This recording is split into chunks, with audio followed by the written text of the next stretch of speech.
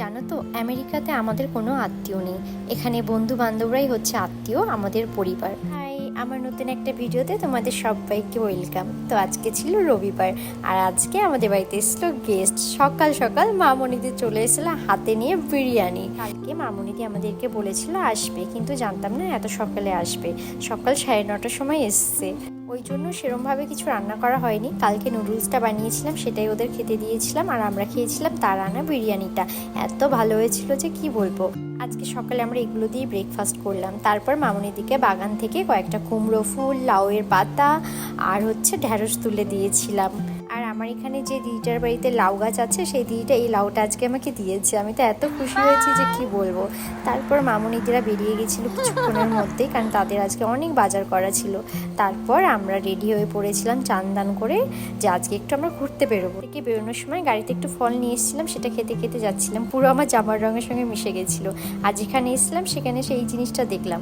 আর এখানে দেখো কত রঙের গোলাপ হয়েছিল, দারুণ লাগছিল গরমের সময় এত বড় বড় গোলাপ। আর এখানে দেখো গান হচ্ছিল, আর এনারা ডান্স করছিল সেই গানের সঙ্গে। এনাদের এনার্জি দেখে আমি ভাবছিলাম এই বয়সে এসে আমার এনার্জি থাকবে তো এরকম। তারপরে আমরা একটা সুন্দর জায়গায় এসেছিলাম, সেখানে এত জায়গা নেই, শুধু তুলো গাছ। তোমরা এই তুলো গাছগুলো চেনো নাকি দেখো তো। এগুলো কিন্তু ছোটোবেলায় আমি আমাদের গ্রামে দেখেছি। তুলো গাছগুলো আমি আগের বারও দেখেছিলাম। শীত শুরু হওয়ার আগে এই তুলোগুলো পাকতে শুরু করবে, তখন দেখবে আরেকটা অন্যরকম সুন্দর লাগে দেখতে, কারণ পুরো গাছগুলো না তুলো পেকে সাদা হয়ে থাকে। আর এখন ফুল এসছে আর তুলো সবে কচি কচি। এদেরকে দেখো, যেখানে আমরা গাড়িটা পার্ক করেছিলাম পাশেই দুটো কুকুর ছিল, এত চিৎকার করছিল যে কি বলবো।